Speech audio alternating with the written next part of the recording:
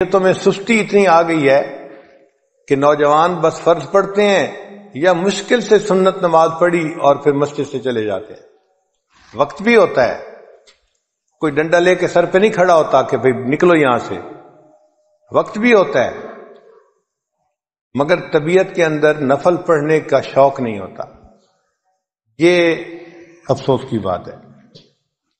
نفل کو بھی ہمیں پڑھنا چاہیے۔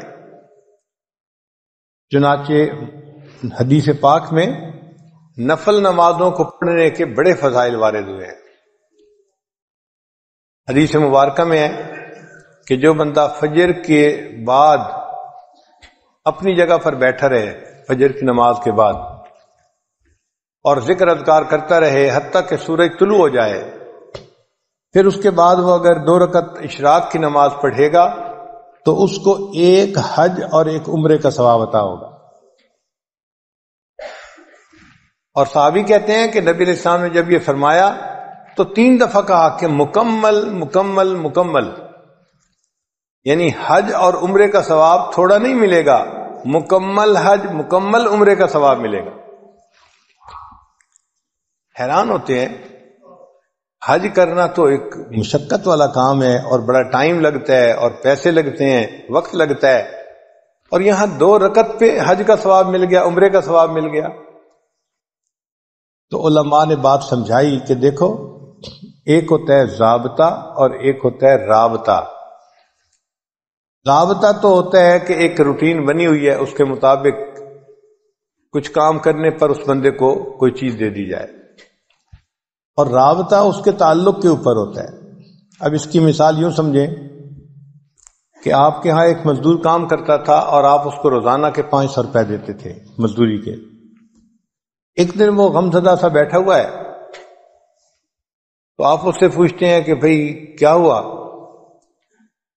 وہ کہتا ہے جی کہ میری بیٹی کی شادی ہے 1 ہفتے کے بعد، اور میرے پاس تو کچھ وسائل نہیں، تو میں بہت پریشان ہوں کہ میں بیٹی کی رخصتی کیسے کروں گا۔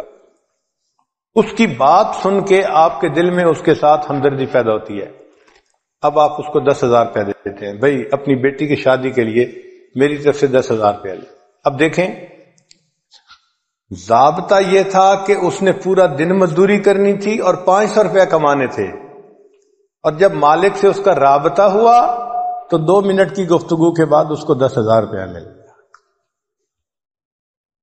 تو فرض نمازوں پہ انسان کو ضابطے کے مطابق اجر ملتا ہے، بہت زیادہ ہوتا ہے وہ بھی، لیکن جو فرضوں سے بھی آگے بڑھ کے کام کرتا ہے تو اللہ تعالیٰ کو اس پہ پیار آتا ہے، اور پھر بڑوں کی دین ہمیشہ بڑی ہوتی ہے۔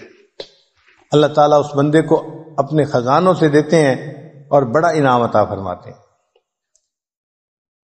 آپ کے گھر میں ڈرائیور ہے، ایک دن وہ آپ کے پاس شہد کی بوتل لے کے آ گیا۔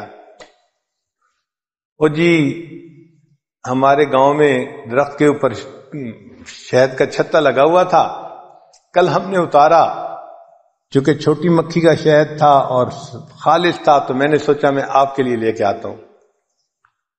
اب وہ شہد کی ایک بوتل آیا، لیکن آپ کے دل میں اپنی جگہ بنا کے چلا گیا کہ آپ نے سوچا کہ اچھا یہ مجھ سے اتنا تعلق رکھنے والا ہے کہ اس کو یہ خیال تھا کہ یہ شہد میں اپنے